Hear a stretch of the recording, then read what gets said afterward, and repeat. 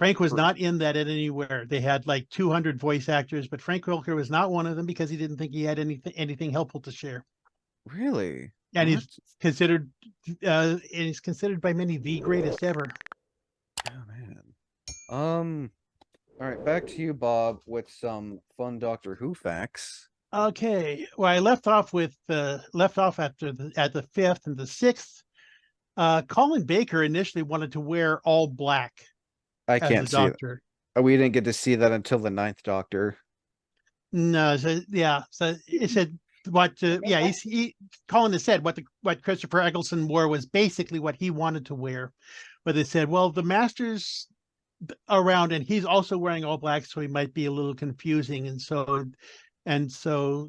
Colin conceded that yeah, that is true, and so then John Nathan Turner said, well, what would you say to just bad taste? And Colin said, well, let's see what it looks like. So John told the costume designer to bring back to show him something that was just like bad taste. And she did. And he sent it back, said, no, make it even worse.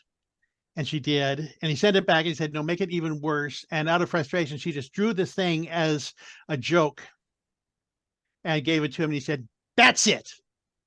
And that's what we ended up with, was this Technicolor thing that Colin is. I don't remember who first described it as an explosion in a rainbow factory, but this bright multicolored thing. Um, and it was Colin didn't really care for it, but in retrospect, he says it kind of fits the 80s Doctor and what was going on in the 80s, where everything was bright Technicolor, bright clashing colors, and so forth. So he said, yeah, in retrospect, it does kind of fit. He is the first of two Doctors to have appeared on the show in a different role first. It was, Really? yes, and it was in, I don't remember the name of the story. It was a Peter Davison story, but he played Maxwell, the head of the um, Palace Guard on Gallifrey, Hmm. who was never referenced again. Um, and he is also the only Doctor other than the first to never carry a sonic screwdriver. Wait, who? Other than the first, Colin, the sixth Doctor, is the only one to never touch a sonic screwdriver. Really? It was destroyed during the fifth Doctor's era, but the seventh Doctor is seen holding one in the TV movie. So there's the break in the use of the sonic screwdriver, and it covers Colin Baker's entire run. Hmm. Colin Mm. Baker. So he's not the first Baker to play as the Doctor because you got Tom Baker before him. Yes, and of course they're not related, but people at the time kind of jokingly called them the Baker twins. Um, in fact, somebody did a thing with where you have the old theater masks with the one smiling and the others frowning for Hmm. comedy and tragedy, but they made it look like Tom the smiling and Colin the frowning because he was kind of the grumpy Doctor of the time. Is he the Um, one that wore the hat, the I'm Colin confused. never wore a hat. I don't think he ever wore a hat. Oh, In fact, I'm thinking of the Doctor after him. He wore a hat. seventh Doctor, yeah, he's the Sylvester McCoy, the seventh Doctor, is the only Doctor to wear a hat as a matter of course. I mean, and then you got Matt Smith, who would later on wear a fez. Well, he wore a fez occasionally, Yeah. out of Stetson on a couple of occasions. And I think he had one or two others. He just had this love of hats, although he tended to gravitate towards fezzes. The second Doctor also had a love of hats, which is what gave Matt the idea, because the second is Matt's favorite. Hmm. But Sylvester was just kind of brought in. This is a fun little bit where we came from the second largest actor to play the Doctor. Colin was 6 feet and kind of barrel chested, compared to, I think, Tom Manjon were both taller. Colin, Tom was pretty so tall. Tom was a pretty tall actor. he's, I think, 6'2". Hmm. Um, John is 6'4.5", I think it was said. Those are the tallest. These are the tallest doctors, and Sylvester is tied with Patrick Troughton as the smallest actor to play the Doctor. So Not we John, had not John Pertwee. no John is is the tallest. John Pertwee, not Tom Baker, because Tom is pretty tall if you consider his hair, and then the Yeah, hat he well, wears above it. Tom didn't always wear the hat, but he John just kind of edged out Tom by just a little bit. Um, but Patrick, on the other hand, you have was tied to Sylvester for being the smallest Doctor, 5'4". So we went from the biggest to the smallest. Going from Patrick to John was the opposite way. So they had to get they had to get special costume for John to wear when he's wearing Patrick's Oh clothing. yeah, They did John. the Yeah, same thing when they went from Peter to Colin. yeah. John Pertwee was 6'2", and Tom Baker Oh. was 6'3". Okay, I stand corrected. I thought John was taller than that. William Hartnell was 5'8", and Sylvester McCoy was Is is 5'6". So Colin Baker is 6 foot. Peter Davison is 6'1". And then you got Patrick Troughton was 5'8". So him and William were about the same height, which kind of makes sense when he's regenerating. yeah, when that first time the word regeneration didn't show up until John turned to Tom. Okay. Before that, it was just called a change of appearance. But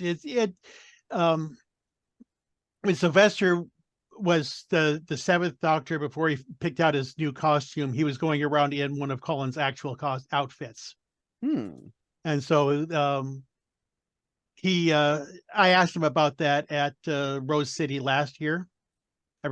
Comic Con last year, where I was dressed as Colin. As how was it wearing his costume? He said it was big enough to have company inside. Oh yeah, I mean, I'll be showing a bigger picture for those who are watching and listening to this, but that's like, Colin's outfit there. and this is so. Oh, that's right. Wait, was it John Pertwee? I mean, not John. With Tom Baker's transformation, it's like he had that weird white silicone stuff on his face when he was slowly changing. Yeah, that was just a bit special visual effect. But that was like cool. Like he's like has like that, and then like that white stuff comes off, and next he changes. It's not like with John's. I remember watching the first episode because it was on Netflix, where he just walks out. You just see this person walk out of the TARDIS and just pass out. Yeah, you never actually see the regeneration in that one. I mean, you see like you see Second's regeneration where it's all like spinning and how he's getting dizzy, and then that's it. And then when it shows John's introduction, he's just just doing this and just plops right to the just before you get just after plops right into a field. Yeah, it was the special effect was different for each of them in the original series. But I've gotten it here through Sylvester is the first Scot to play the Doctor, and of course, as Sylvester loved to pick out, as he was at Rose City last year, when he was kind of trolling me in Colin's stead, since that's how I was dressed, and since I could do Colin Baker's voice, he said, "Colin, I was in The Hobbit." And he loves to rub that in with Colin, tease him about it. But he was Radagast the Brown in the Hobbit. Wait, Sylvester McCoy was Radagast? Yes. Oh my God, I see the face now. Yes, there's somebody took a line of River songs. I hate wizards because they always turn out to be him. And then they cut to a picture of the TARDIS out in the woods there. Oh my God. Okay, you know what? This is from Fandango. But oh my God, I can't unsee it now. Yeah, there he is. Oh wow. Karen, back to you now. Oh, real quick. Oh yeah. Paul McGann, the Eighth Doctor. Got nothing. Sorry. But yeah, no, Karen, back to you now. Well, I was reading this one thing. It was saying how the serial killer Ed Gein inspired three major horror movies. Oh wait, what? Yeah, You're like, I can barely understand what you're saying. it said the serial killer Ed Gein.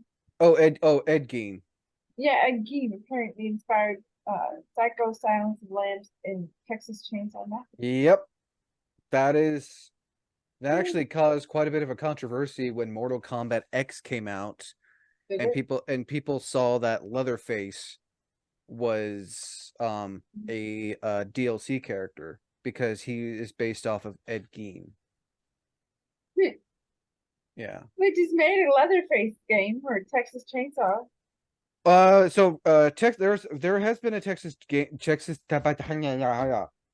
So yes, there is that survival horror Texas Chainsaw, which is based off of Dead by Daylight and Friday the 13th. But there was another one. Give me a minute. I can.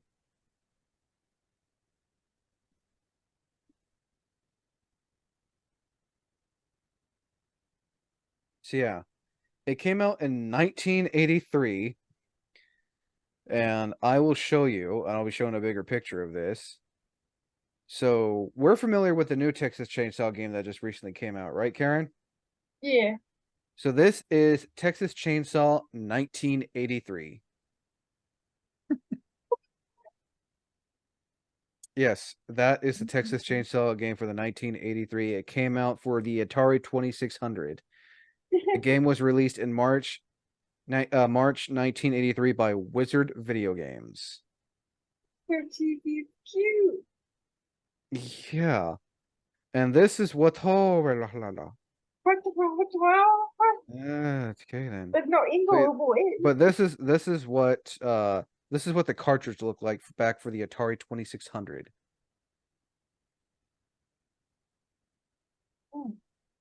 Yeah. Huge. Oh yeah. And speaking of might as well go with mine. The first console to use cartridges was the Fairchild Channel F, which was released in 1976. And the first educational video game was called Logo Programming. It was released in 1967. The more you know.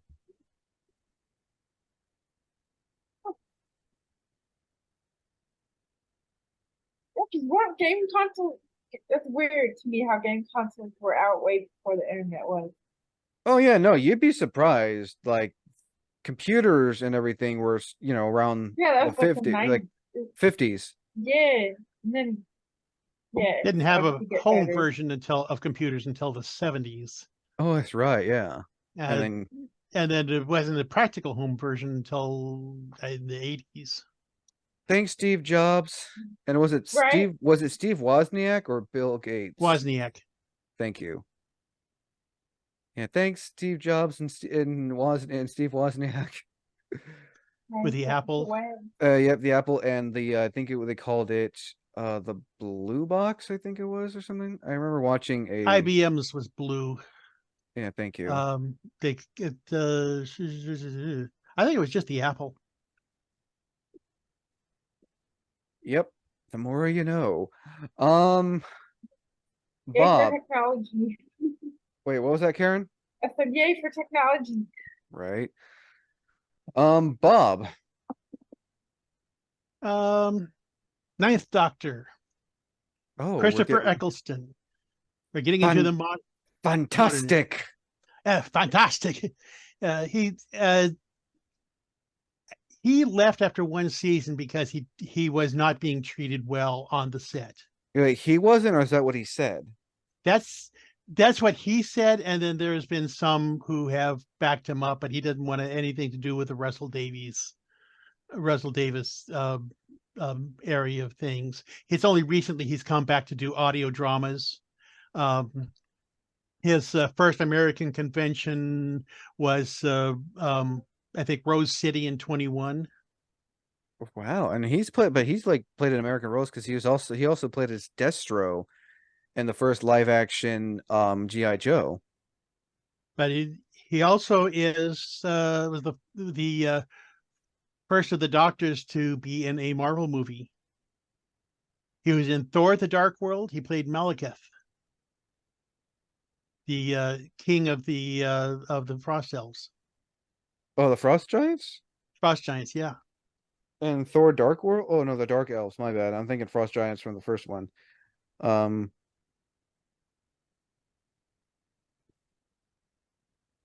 give me a minute. looking for it. Film Christopher Thor: The Dark Eccleston. World. Yep. Oh wow, yeah. Wow. If you hadn't pointed that, I would have known. But yeah, that here is a oh, here is a reference. Like that doesn't even look like him. Yeah, heavy makeup. Yeah, Like again, I'll be showing Karen. Look at you you see have to Thor. really look at the lower That, face to you recognize see him. you watch Thor: Dark World, right? Yeah. So yeah, that's Christopher Eccleston playing as the Dark Elf. Oh, okay. That's so crazy, and he's wearing like the Sclera Yeah, lenses. this is my Oh, favorite kind of trivia. As the actor also was in. oh man, I didn't know that was him. God, he's just like he was everywhere for a hot second.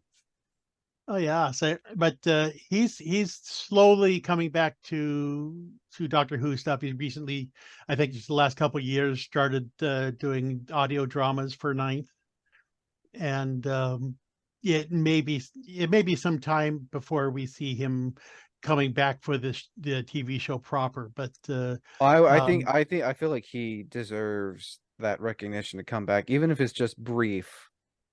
yeah, it's up to him. I mean, I'm sure he was welcome to come back. He was asked to come back for the 50th. And declined, which is part of how we got the War Doctor, who I'll discuss at Oh, his John time. But Hurt. yeah, Yeah. so but it's a lot of it is his decision to not be back. You know, that's As that's fair. he's kind That's of getting over that. So, um, you know, best to him. He said afterward that he thought he leaned into the humor too much, but like Colin Baker's costume, that's what sold me on the character. I mean, the doctor is supposed to be also whimsical, not serious. This is you're not being John Hurt's War Doctor. Captain Grumpy, yeah. So, um, but then of course you come to David Tennant. But Christopher had been allowed to go use his natural northern accent, Who? and um, Oh, it was used Oh, as that's a right. running gag. Isn't Christopher Eccleston? Isn't he Scottish or No, he's British? from the north of England. Okay, it's just his act because I remember him playing as Destro. How Destro was Scottish in Yes, GI Joe. Christopher. Looking this up here, and like I said earlier before we started, having that on the monitor above this one is puts a new meaning um, um, looking up information. He's from Safford, Lancashire, Okay, so he's English. and then he got David Tennant, who would be the next Scottish The actor to play second as the Doctor. Scottish. Yes, he's um, of course he later became the son-in-law of the fifth Doctor, Peter Davison, and because he married Yep, I mean there's literally an episode called The Doctor's Daughter, which is just a who joke in was it. played by the Doctor's daughter, and Which I feel like is a joke in its like an early joke in itself. It's like, it kind hey, of what it wasn't intended that way from the beginning, but when they cast her, they decided that they'd lean into it in some of the materials and such. And of course, it's been that gag ever since, and we wanted to see the character. But David's 10th Doctor, you found out later that he used a regeneration, but didn't change his appearance. I know those teeth. It's just that I was like going through vanity issues at the time. when I saw that the clip of him of Jodie Whittaker him regenerating after Jodie Whittaker, which says, tag you're it. And I saw that, I was like, I couldn't contain the excitement when I saw that clip of seeing David Tennant brought back. It's like, Yes, and of course he had the um well this I can go into this a little bit more a little later maybe. But I wrote a what I thought would be a good 50th anniversary special called Degeneration, where the Doctor kind of went backwards through all of his regenerations until he ooh. got to the very start, and then found the cure, and then slowly went back. I mean, there was an episode where he's like over. I don't know how old he is because I remember seeing that one episode with the Master where like he shows his true age. He's just a small, shriveled The 200 thing. year old form, 2,000 year old, whatever he was, but uh um let's see, David, of course, David had previously been in one of the Harry Potter movies, and that was the accent that they asked him to use when they got this nice estuary accent. Hmm. And he has subsequently also been in a Marvel production in the first season of Jessica Jones, where he Yep. played As Kilgrave, yep, the Purple Purple Man. Man. The Purple Man, although I don't think they ever called him that, maybe once. Hmm. But Like in the comics, he's um, actually purple, but in the show, for the Marvel's show, sake, they just, yeah, give they him a just purple dressed him. suit. He looks like Professor Plum from Clue. I'm just Yeah, saying. so from some production of Clues, that was kind of silly, although he was definitely scary, and he did the same accent, the same estuary accent, which some people reported gave them kind of nightmares. I mean, it's David Tennant. I'm gonna say this. David Tennant is that type of actor who can play a menacing role, which was God, I can't remember the name of the movie, but it was like it was like a thriller film where he plays as a serial killer. I can't remember the name of it. Yeah. You don't know that until like halfway through the movie. It's like, oh my God, this guy's a psycho. And Mhm. David Tennant, he can play any role. Yeah, on Star Wars, the Clone Wars, and more Who? recently on Ahsoka, he was Yep, Hu Yang. Hyrax. Hu Yang. He was Hyrax, the droid that helps young Jedi make their I thought lightsabers. the name was Hu Yang. Hu Yang, you're right, Hu Yang. I Yeah, was gonna like say, I never seen much of the Clone Wars or Rebels, but when I saw that voice, like, oh my God, they brought back David Tennant to voice Hu Yang. oh yeah, I mean, and he does it brilliantly. they've also brought back Clancy Brown because he voiced a character in Rebels as well. He also played as that one devil-looking alien in Mandalorian, so that's like Clancy Brown's third time being in part. Oh no, fourth time if you count Savage Opress. Mhm. So yeah, he's voiced three. He's voiced. So Clancy Brown has voiced two characters in Star Wars and has played two physical characters in Star Wars, So yeah, we have that, both good and bad and guys. yeah, and let's see, David. Let's see, I mentioned, and of course, David is currently on Good Omens As on Crowley Netflix. Yeah, on so Amazon, I don't not watch that Netflix. show, but it's noteworthy. I mean, it's based off of Neil Gaiman's book, which I heard is really good. I need to finish season one so I can get ready to watch season two, and I heard season two is really good. Mm. So we have that David. So David Tennant, like he's currently 52 years old, He don't look and 50. He don't all look. He don't look like he's in his 50s. and all he's all over the place. He's back as the 14th Doctor. Yeah, getting ready for the 15th Doctor, who's the actor's name I cannot pronounce for the light of me. Ncuti Gatwa. Thank you. Yeah, him. Yeah, he's the fifth. He's the 15th. Let's see where. There we go. Ninth Doctor. 10th and 11th. Matt Smith is another actor who has done a Marvel movie. Says he was Milo in Morbius, Mm-hmm. as we Yeah. discussed not too long ago. There's also a rumor that he may be replacing Adam Driver as Reed Richards with the SAG-AFTRA strike going on. As Matt, of course, is the youngest actor to play the Doctor. Who? Matt Smith.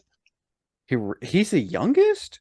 He was the youngest. He was in his 20s. How old was no, Jodie Whittaker was already in her 30s. She was in her 30s, and Peter Davison was in his 30s. I think he was 35. And of course, people was kept saying he was too young. I mean, look what people And said about Jodie Whittaker. Like she said, oh, she shouldn't be playing, but she like convinced me. I liked. Oh, she's 40. She's 41 now. yeah, so That's she was 36 at the time. So unless that's. Karen has unless you want to go on to more with Karen, I can just finish Oh off the yeah, whole doctors. Matt Smith Oh, is. Oh yeah, I don't really Karen. have anything.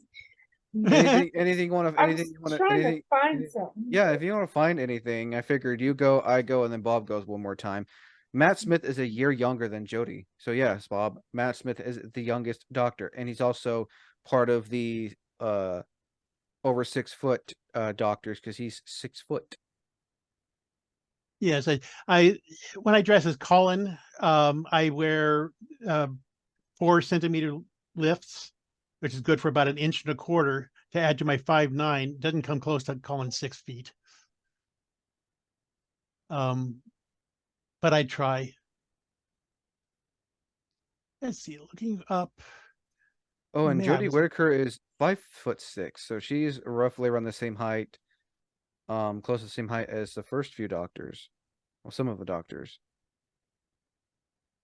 Okay. Yeah, Karen, find your fun fact. I'll find my last one, and then Bob can On end it off finish with off one more. Doctor Who. Well, yeah, finish off with one more Doctor Who fact, and then we will call it good for this one. And then Well, I'll just go through the remaining doctors, which is Sir John and Jodie, and Sir John, Peter Capaldi, and Jodie Whittaker. Peter Capaldi, yeah, the angry doctor, the second angry doctor, as I call it.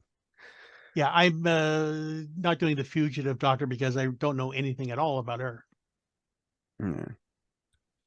All right, I'm gonna look at my fun fact. Yeah, Karen, go real quick if you have one. I haven't found one yet.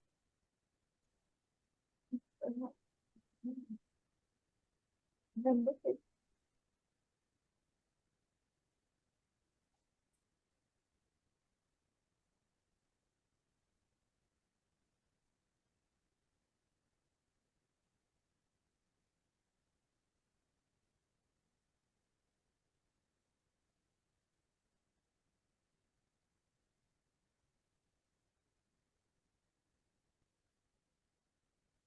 what it would take 1,156 days to read all the Marvel comics.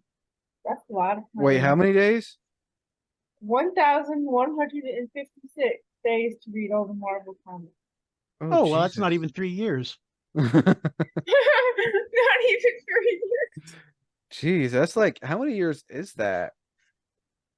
That's at Well, least a good chunk of your life right there. You're finally right. you're just finally, the world has ended and you look up it's like finally done with the last comic. My life is complete. Where'd everyone go? It would be 3 years and 2 months. How much? Wait, how long? 3 years and 2 months. 3 years? Yeah. Oh, jeez. All right, here is my last fact, and I gotta That's, rep. that's too much time reading. I love comics, but not that much. Here's my last fun fact. This has to probably pertain to my favorite console of all time, and I will die on this hill of it being my favorite. Still, the original Xbox that came out in 2001 was the first console to with full support for HD TV. Yeah. Yeah, the original Xbox was the first console with full support for HD TV. So, I mean, explain to because to play games like Halo 2, you really needed if you wanted the full effect. Oh yeah, and also the Sega Dreamcast was the first online gaming console in 1999. Oh, Alrighty then. All right, Bob, your last Uh, Doctor Who fact. yes, but my last set of them. Of course, Sir John Hurt. He was the oldest person ever to be cast as the Doctor because he was 77 at the time. Oh, so he was a few years older than um the first Doctor's actor whose name I can't remember. William Hartnell was 55 when he was cast. Really? Yes. Peter Capaldi, I think, was 56, and he's the oldest mainline doctor. But Sir John Hurt was 77. He's the War Doctor's the only one with um, facial hair as a matter of course, not counting sideburns. Yeah, I haven't seen any other doctor with facial hair. Yeah, the 11th Doctor had a couple of episodes where he was like a prisoner for a long time and his beard grew way out. But those were like special occasions. Um, um, 3, 4, and 11, no, 3, 4, and 10 all had the bit of sideburns, but Sir John had this beard, which is why I grew this out, because unless something goes south and I don't get to go, I'll be wearing this Friday at Rose City Comic Con as the War Doctor. And when he was revealed at the end of the name of the Doctor, with his now classic line, "What I did without choice, and in the name of peace and sanity." Oh, that's right. He's responsible for the destruction of Gallifrey. Yes, and then he turned around and we saw the title card saying introducing John Hurt as the Doctor, and the internet went all bat crazy. But that is, he had more iconic lines as the War Doctor than in all of his movies put together that I can find. I think he of course had from The Elephant Man his great Oscar-winning role. He had "I am not an animal, I am a human being." We remember him in Alien, which is kind of his breakout. Also, he replies that he would later go on a few years later to reprise that same character role in Spaceballs when he eats Oh that no, soup. not again. Oh no, not again. I think he was like what? That film came out, I think, 10 years after. So he was like in his 40s, late And didn't like didn't look much different. mid to late 40s when he reprised that role. It's like, I got to give props to Mel Brooks. Like, hey, we want you to be in this movie and we want you to reprise your role, except this time, no blood. It's just you're like your shirt's gonna look wet. Yeah. And of course he was also in the Harry Potter movies as the wand salesman. As Ollivander. Olander, yeah.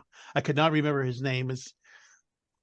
Yeah, I mean, I gotta say though, when they changed like the tone and aesthetic to the Harry Potter movies, like in the first one, he looks like someone from like the late 1700s, early 1800s, and like the first film, and then when David Yates and what's his name took over from the third film and up, where like all that characters were like wearing modern day clothing, like his character looked different, long hair, frail, and everything.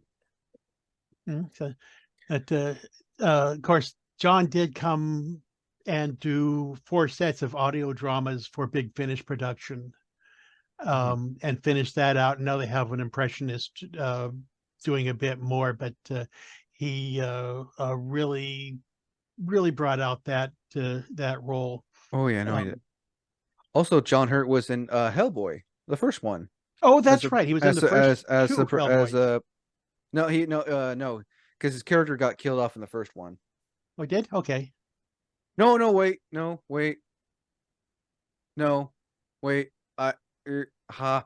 pretty sure he was in both. He may have been killed in the second one. So No, he was killed off in the first one, and I think he was brought back. He was shown in a flashback scene in the second one. okay, yeah, because I I knew think he was in the cast list at least. So Yeah. and then of course Peter Capaldi is the other actor who appeared in the show in another role prior to becoming the Doctor. Yeah, the 10th Doctor. During the I think was the when him and He and Donna were in went in Pompeii. Yeah, in the Fires of Pompeii. He was actually he was also in a role in the spin-off Torchwood. In a completely different role with John Frobisher, member of Parliament, and forgot about the doctor. I forgot about the Doctor spin-off series, Torchwood, and the one with Sarah Jane, Sarah Jane Adventures, yeah. which both didn't last long. Well, Torchwood for a variety of reasons. Sarah Jane Adventures because Elizabeth Sladen passed away. Oh, the sheep who played as Sarah Jane, I didn't know that.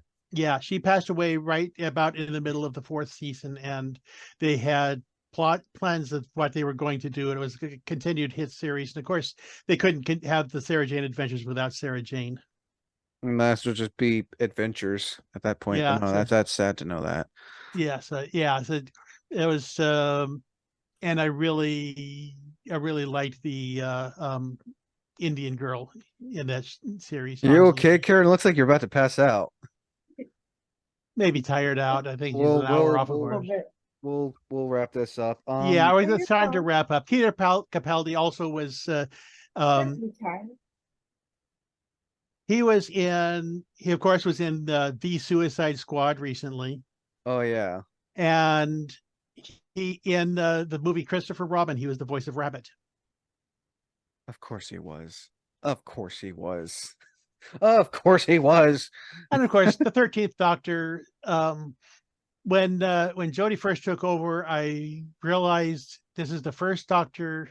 You know, I listened to several at interviews with her, both old ones and ones that were regarding her casting as Doctor Who, because I wanted to hear what she sounded like.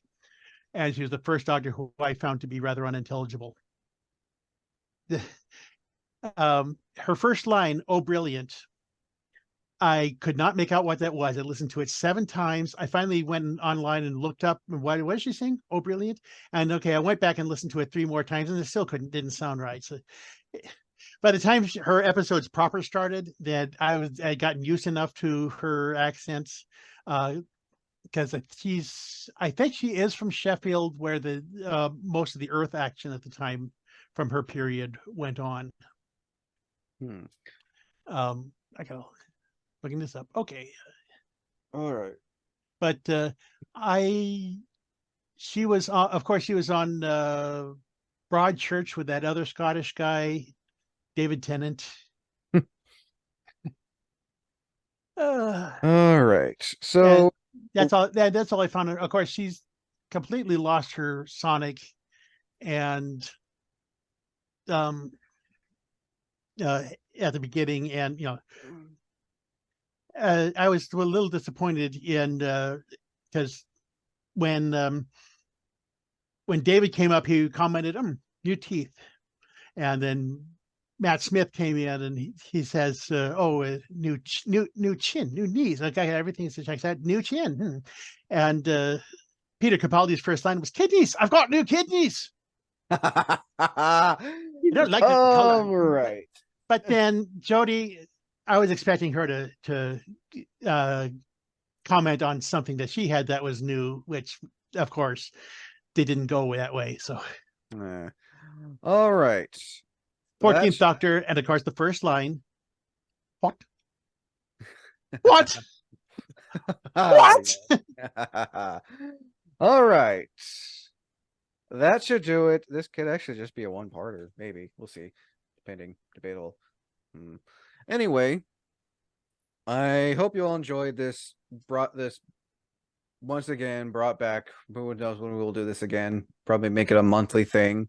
Because I don't know if I can do this because I want to, anyway. This most likely will be a once a month thing. So, next month expect for another one, and then expect some Halloween spooky themed fun facts as well. Anyway, before we end this, Bob, would you like to let people know where they can find you on the social medias? Well, let's see. The easy way is with just my name on Pinterest, Instagram, or Twitter. Or of course you can also find me at Linktree under One Eyed Cosplay. And also be sure to check out Bob's recent Geeking Out episode where he talks about his love for anime and how I got into anime. And also, Karen, where can people find you at? On my Facebook, it's Greg Rob Assassin, and then I also have an Instagram, which is also the same name, but it's just got like that underscore in between the letters. And you can also be Mm. sure to check Karen out as well, and more episodes on gaming content with Batman Arkham Asylum. You all know where you can find me. You can find me on Facebook, Twitter, because that's what I'm gonna call it. I ain't gonna call it X, except for that one time. You can find me on TikTok, YouTube. You can also feel free to check out the merch store. Some potentially new things coming on. Eventually, I do need to get a shirt put out where it says "There is nothing wrong with that," since that is a common phrase used by me a lot on here. But yeah. Anyway, I'm Wayne the Unknown. As always, wait, no. I'm Wayne the Unknown. Until next time, thank you for listening, and as always, thank you for watching. Almost got that part wrong.